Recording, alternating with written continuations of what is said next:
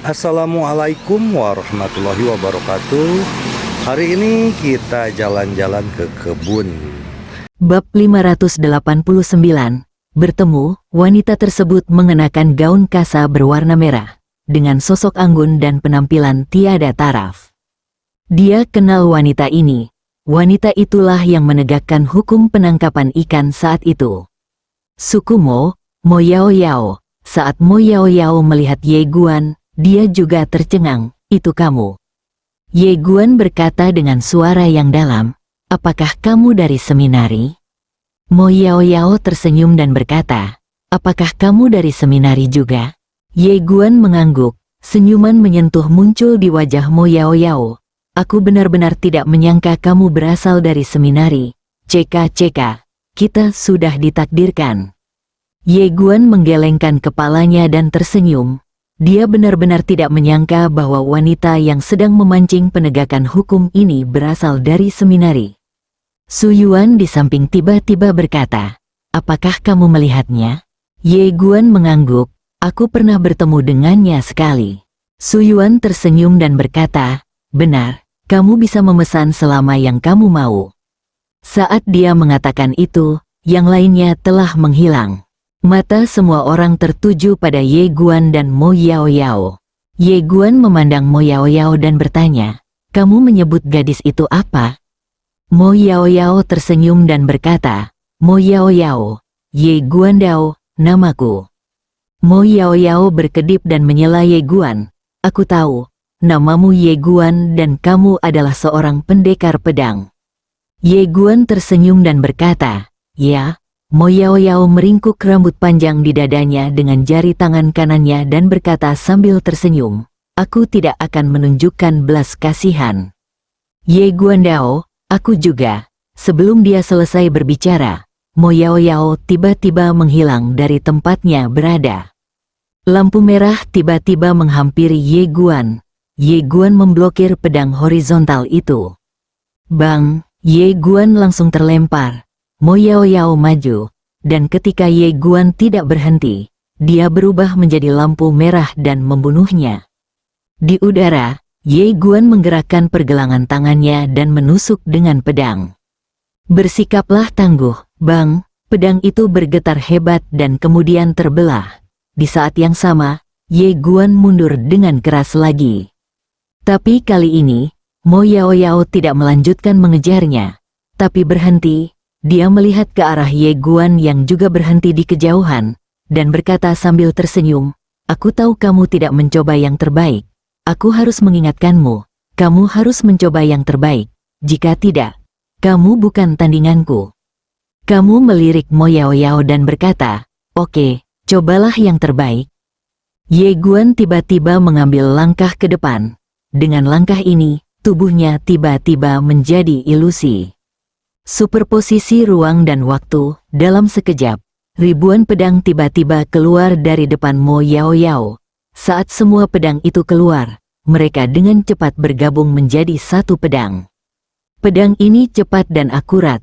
Melihat pedang ini, kilatan kejutan tiba-tiba muncul di mata Mo Yao Yao. Dia membuka telapak tangannya, dan monster berwarna merah darah tiba-tiba terbang keluar dari telapak tangannya, dan kemudian menelan pedang Ye Guan dalam satu tegukan. Melihat pemandangan ini, semua orang tercengang.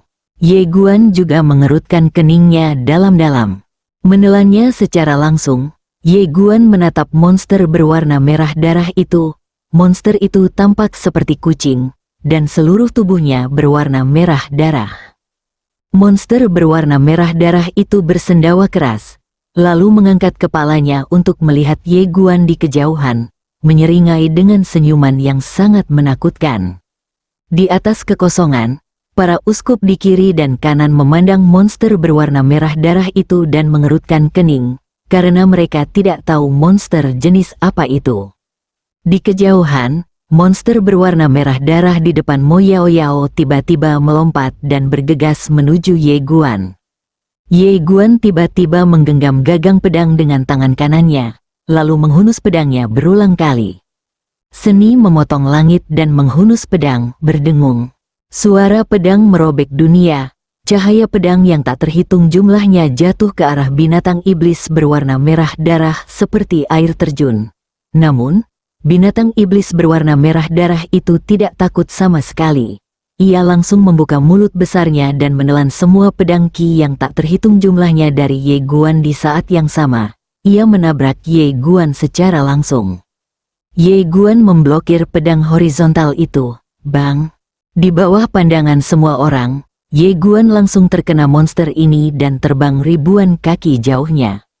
Monster berwarna merah darah itu menjilat mulutnya dengan ekspresi mabuk di wajahnya.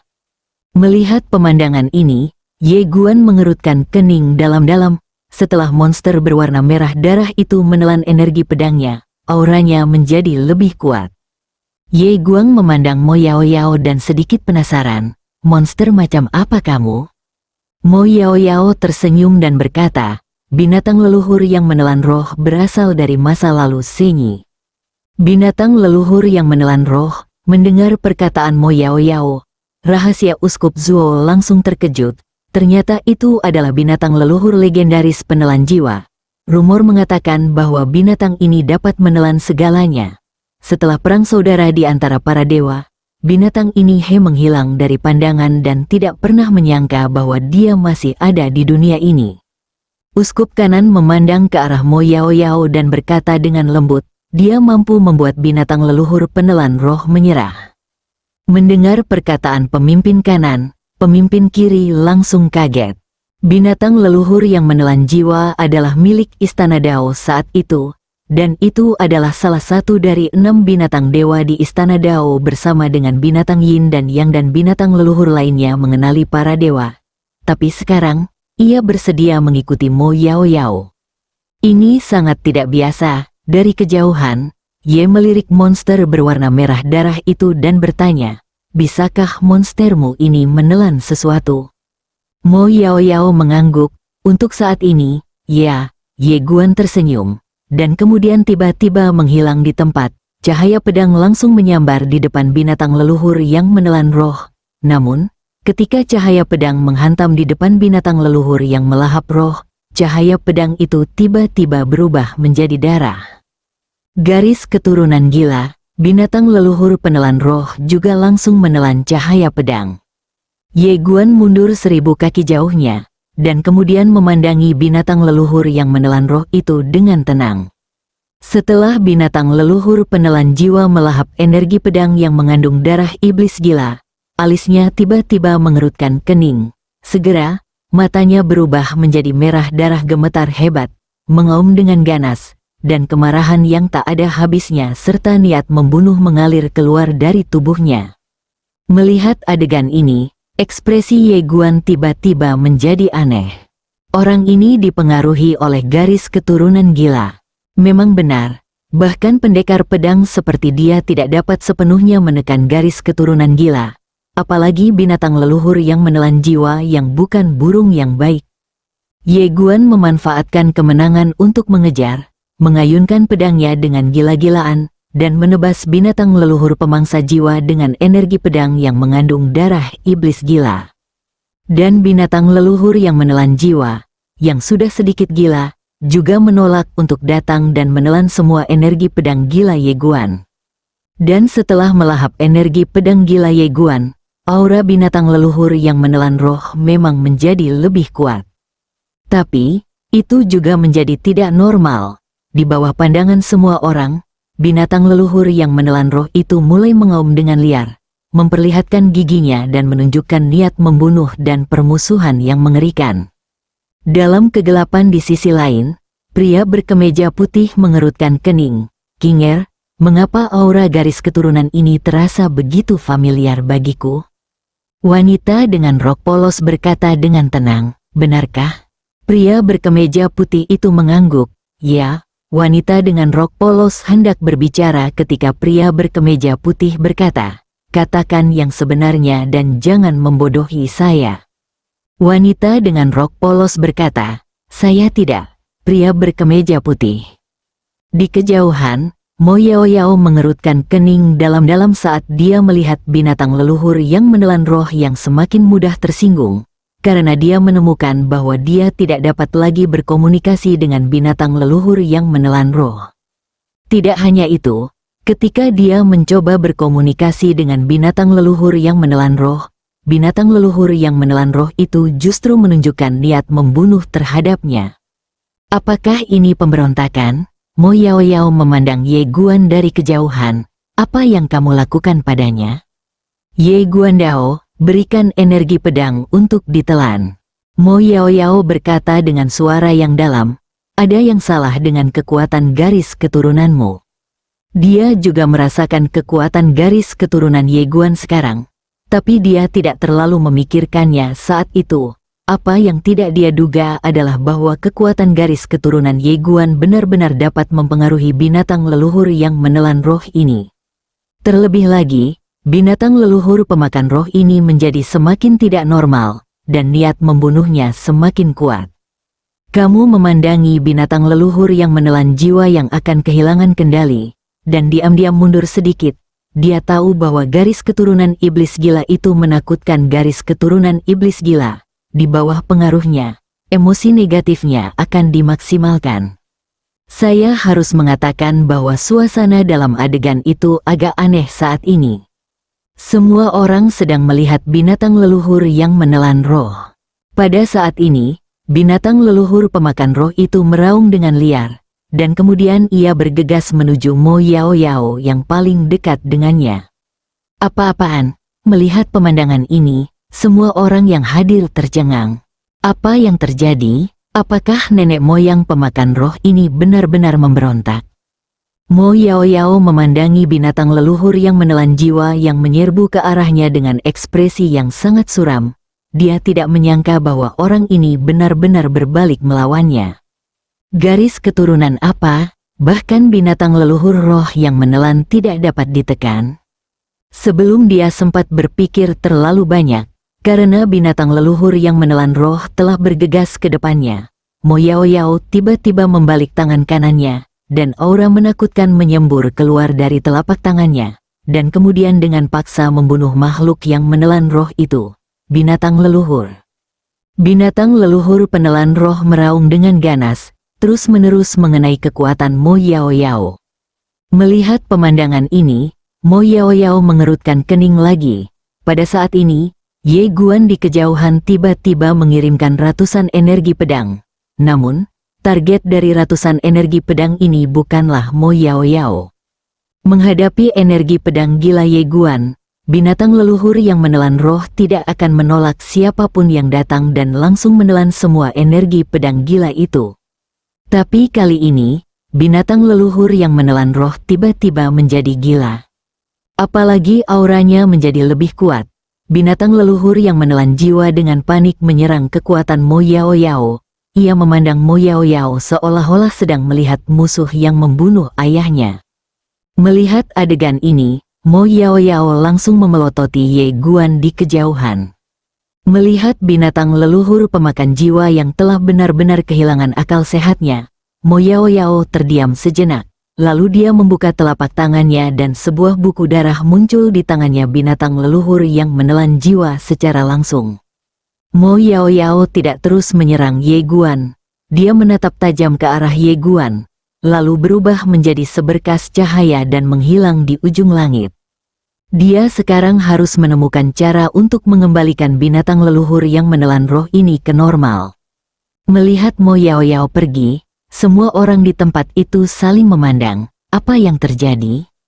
Ye Guan juga menggelengkan kepalanya dan tersenyum.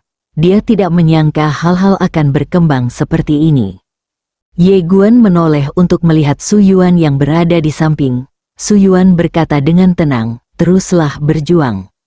Ye Guan sedikit bingung. Terus bertarung, Su Yuan mengangguk. Ada orang nomor 1 di halaman dalam. Dan pasti ada orang nomor 1 di kuil, jadi. Ye Guan tersenyum dan berkata, oke, tolong undang orang berikutnya. Su Yuan berbalik dan melihat ke suatu tempat. Setelah menerima jawaban, dia berbalik dan menghilang. Ye Guan sedikit bingung, tetapi pada saat ini, seorang pria berkemeja putih tiba-tiba muncul di hadapannya. Kamu Guan, Xiao Ta. Bab 590. Tidak ada pedang yang bisa menyakitiku. Ini dia satu lagi. Para mahasiswa seminari yang awalnya sedikit kecewa tiba-tiba menjadi tertarik kembali pada saat ini. Saya harus mengatakan bahwa pertarungan antara Ye Guan dan Mo Yaoer masih mengecewakan semua orang, karena yang ingin dilihat semua orang adalah jenis pertarungan yang mengejutkan. Namun, mereka berdua hanya menghabiskan waktu lama bertarung melawan monster, dan kemudian itu berakhir. Ini seperti, aku bahkan sudah melepas celanaku, dan kamu benar-benar menunjukkan kepadaku penampilan yang begitu lembut. Tapi sekarang, monster lain dari kuil keluar, yang membuat darah semua orang, yang perlahan-lahan mendingin, terbakar kembali. Gairahnya datang, kamu memandang pria berkemeja putih di depannya. Matanya penuh keraguan, karena pria berkemeja putih di depannya memberinya perasaan deja vu. Perasaan ini sangat istimewa dan aneh. Dia yakin dia belum pernah melihat pria berkemeja putih sebelumnya. Bagaimana aku bisa merasa seperti ini? Semakin Ye Guan memikirkannya, dia menjadi semakin bingung. Seolah memikirkan sesuatu, Ye Guan tiba-tiba berkata dalam hatinya, "Tuan Ta." Xiao Ta tidak berkata apa-apa. Ye Guan bertanya lagi, "Tuan Ta, apakah kamu tidak merasa seperti itu?" Xiao Ta berkata dengan tenang, "Bagaimana rasanya?" Ye Guan berkata dengan suara yang dalam, "Rasanya seperti deja vu."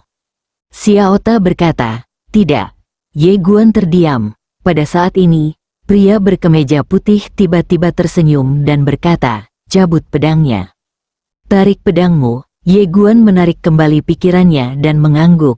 Dengan ketukan jari kakinya, dia langsung terlontar.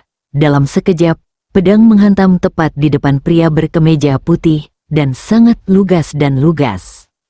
Menghadapi pedang yang sangat cepat ini, pria berkemeja putih tersenyum sedikit. Dia tiba-tiba mengulurkan dua jari dan menggunakannya sebagai pedang untuk langsung menunjuk ke pedang niat Ye Guan. Bang, pedang Ye Guan dengan paksa tertancap di tempatnya. Tetapi pada saat ini, cahaya pedang lain menyerang di depan pria berkemeja putih. Pedang ini lebih cepat dan kuat. Pria berkemeja putih mengambil waktu dan menjentikkan jarinya, mematahkan pedangnya menjadi beberapa bagian, lalu menyapunya. Bang, dalam sekejap, Ye Guan mundur ribuan kaki jauhnya. Terjadi keheningan. Setelah Ye Guan berhenti, dia menatap pria berkemeja putih di kejauhan. Matanya dipenuhi rasa tidak percaya. Apa-apaan ini? Saya harus mengatakan bahwa Ye Guan sangat terkejut saat ini. Dia menembakkan dua pedang berturut-turut, tapi dia tidak menahan pedangnya sama sekali. Namun, pria di seberangnya memblokirnya dengan begitu ringan. Memalukan, Ye Guan menatap pria berkemeja putih. Pada saat ini, ekspresinya berangsur-angsur menjadi serius. Intuisinya mengatakan kepadanya bahwa pria yang tampak tidak berbahaya di depannya lebih menakutkan daripada Mo Xiao Yao sekarang. Kali ini, pria berkemeja putih berkata lagi, "Ayo lanjutkan." Melanjutkan, Ye Guan memulihkan pikirannya, memandang pria berkemeja putih, menyeringai, "Ayo lagi." Saat kata terakhir jatuh, dia berubah menjadi pedang dan bunuh diri di depan pria berkemeja putih. Kali ini, dia langsung menggunakan skill pedangnya. Seni memotong langit dan menghunus pedang, 10 teknik menggambar pedang berturut-turut untuk membunuh langit. Saat pedang ini keluar, dunia meledak, semua orang merasakan kekuatan pedang yang menakutkan, dan semua orang tercekik karenanya. Namun, menghadapi pedang menakutkan Ye Guan, pria berkemeja putih itu masih terlihat tenang. Dia masih mengulurkan dua jarinya, lalu mengarahkan satu jarinya ke pedang menakutkan Ye Guan di bawah tatapan semua orang. Ledakan, ketika jari ini jatuh, pedang niat, yang berisi kekuatan guntur, membeku di tempatnya, dan semua kekuatan pedang niat ditekan ke dalam pedang niat dengan jari ini dan tidak dapat dilepaskan. Melihat pemandangan ini, mata Ye Guan di kejauhan tiba-tiba menyusut.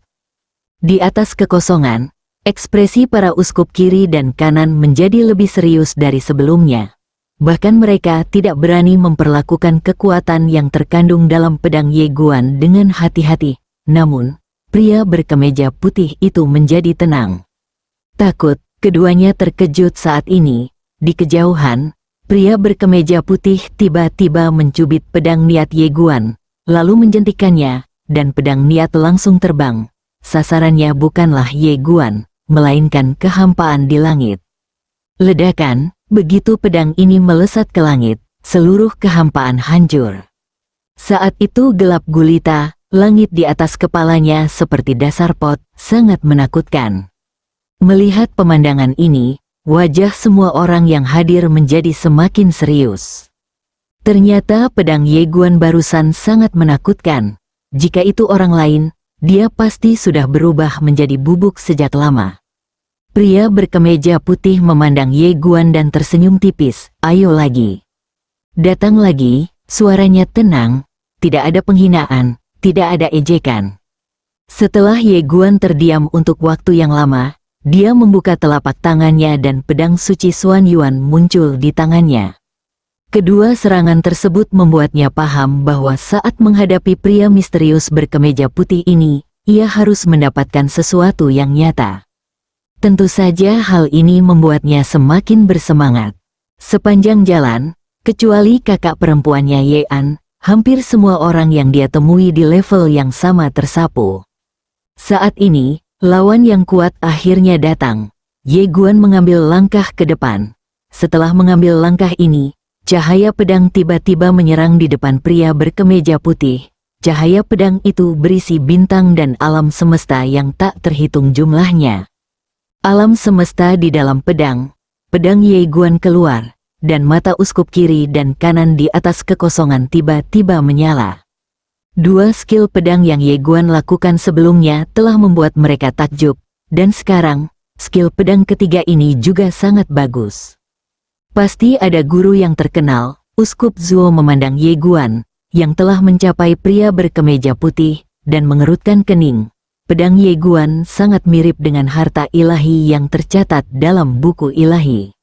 Di kejauhan, menghadapi pedang Ye Guan yang bergerak ke alam semesta, pria berkemeja putih itu masih tampak setenang air, tanpa bekas riak.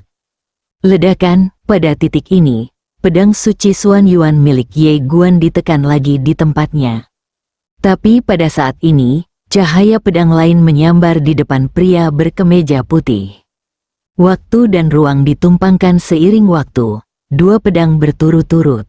Pria berkemeja putih tiba-tiba bergerak maju sedikit dengan jari-jarinya sebagai pedang, dan cahaya pedang muncul.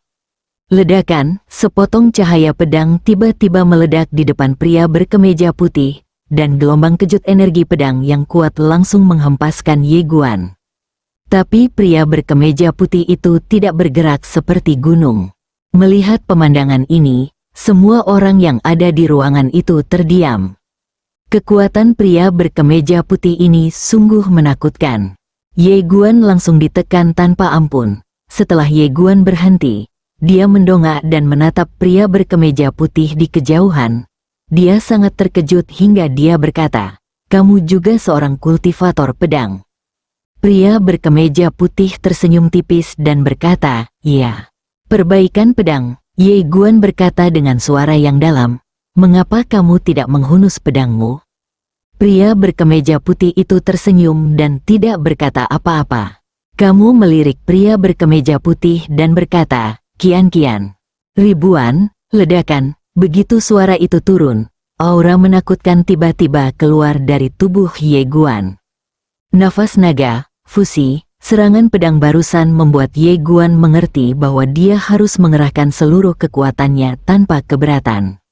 Mata Ye Guan perlahan tertutup. Pada saat ini, dia merasakan kekuatan yang tak ada habisnya. Kekuatan dari Ao Kian-kian. Di kejauhan, pria berkemeja putih menatap Ye Guan, yang napasnya naik turun, dengan senyum tipis masih di wajahnya. Faktanya, dia bisa saja mengakhiri pertarungan saat Ye Guan menghunus pedang pertamanya. Tapi dia tidak melakukan itu karena dia memiliki rasa suka yang tak bisa dijelaskan pada pendekar pedang muda di depannya. Ye Guan tiba-tiba mengambil langkah ke depan. Dengan langkah ini, cahaya pedang langsung menyambar di depan pria berkemeja putih. Dibandingkan dengan pedang sebelumnya, kekuatan pedang ini telah berubah secara kualitatif. Penggabungan kekuatan dua orang ini tentunya tidak sesederhana 1+1. Kalian pasti tahu kalau Ao Qianqian kini sudah menjadi seorang kaisar. Terlebih lagi, karena dia adalah seekor naga, kekuatannya jauh melebihi kaisar di level yang sama. Setelah dia bergabung dengan Ye Guan, kekuatan Ye Guan bisa dikatakan meningkat lebih dari 10 kali lipat. Keterampilan pedangnya terfokus pada kekuatan ledakan. Oleh karena itu, saat pedang itu keluar, dunia yang berada jutaan mil di sekitarnya menjadi ilusi, dan aura kematian menyelimuti hati setiap orang. Pedang ini membuat semua orang berubah warna, ini untuk bagian bawah kotak. Saat menghadapi pedang ini, mata pria berkemeja putih itu tetap tenang, seolah pedang ini tidak ada bedanya dengan yang barusan. Saat pedang Ye Guan menghampirinya, dia mengulurkan dua jarinya lagi, lalu mencubitnya dengan ringan. Ledakan dengan penjepit ini, pedang menakutkan Ye Guan terjepit di antara kedua jarinya, dan kekuatan mengerikan yang terkandung dalam pedang itu ditekan pada saat ini. Melihat pemandangan ini, semua orang berubah menjadi batu. Ye Guan, yang sedang memegang gagang pedangnya, juga tiba-tiba mengecilkan matanya. Pada saat ini, dia merasa pedangnya tidak bisa bergerak sama sekali. Kekuatan pedang tidak bisa dilepaskan, benar-benar ditekan. Ye Guan menatap pria berkemeja putih. Apakah kamu berpura-pura menjadi babi dan memakan harimau? Saat ini, dia tiba-tiba merasa ada yang tidak beres. Harus dikatakan bahwa ini tidak normal. Mendengar perkataan Ye Guan, pria berkemeja putih tersenyum tipis. Cara pedang seharusnya tidak terlalu rumit. Setelah mengatakan itu, dia dengan lembut mengerahkan kekuatan dengan dua jari, dan tangan Ye Guan tiba-tiba bergetar hebat. Ketika dia sadar kembali, pedang suci Xuan Yuan telah muncul di tangan pria berkemeja putih. Pria berkemeja putih dengan ringan menyentuh pedang suci Xuan Yuan dengan jari-jarinya, dan kekuatan mengerikan yang terkandung dalam pedang itu tiba-tiba menghilang tanpa jejak. Melihat pemandangan ini, ekspresi Ye Guan tiba-tiba menjadi sangat serius, dan di saat yang sama, dia merasakan ketidakberdayaan di hatinya. Dia tahu bahwa meskipun dia mengaktifkan garis keturunannya, dia tidak akan mampu mengalahkan pria di depannya. Perbedaannya sangat besar. Saat ini, dia benar-benar memahami maksud pepatah bahwa ada orang di luar dunia dan ada langit di luar dunia. Saya masih meremehkan orang-orang di dunia. Pria berkemeja putih tiba-tiba berkata, pedang yang kamu tembakkan di awal lebih menarik. Ye Guan memandang pria berkemeja putih itu, sedikit bingung, pedang yang ditembakkan di awal. Pria berkemeja putih itu mengangguk, pedang itu tidak memiliki kekuatan luar apapun, hanya kekuatan pedang murni. Tapi itulah dirimu yang sebenarnya dan inti dirimu. Terlihat bahwa kamu sedang melihat dirimu yang sebenarnya. Ini bagus ya, terus lakukan itu.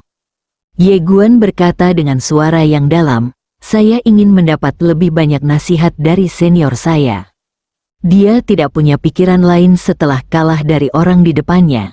Sebaliknya, dia cukup senang. Jika keterampilan Anda tidak sebaik orang lain, Anda akan kalah jika kalah, dan dia, Ye Guan, mampu untuk kalah. Pria berkemeja putih tersenyum tipis, lalu mengembalikan pedang suci Xuan Yuan di tangannya kepada Ye Guan. Pedangmu sangat tajam dan sedikit istimewa. Lebih baik menggunakannya lebih sedikit, karena setajam apapun pedangnya, percuma kalau orang yang menggunakannya tidak pandai. Mendengar kata-kata ini, pedang suci Xuan Yuan tampak sedikit tidak puas. Pedang itu sedikit bergetar dan menusuk langsung ke pria berkemeja putih, tapi dengan cepat ditangkap. Lelaki berkemeja putih itu tertawa. Kamu mempunyai temperamen yang sangat buruk dengan pedangmu. Tidak ada pedang di dunia ini yang dapat menyakitiku. Ye Guan berkedip, tidak ada pedang yang bisa melukai senior. Pria berkemeja putih itu mengangguk. Ya, Ye Guan berkata dengan serius, saya tidak percaya. Pria berkemeja putih itu tersenyum dan berkata, apakah kamu ingin mencobanya? Ye Guan mengangguk, aku ingin mencobanya.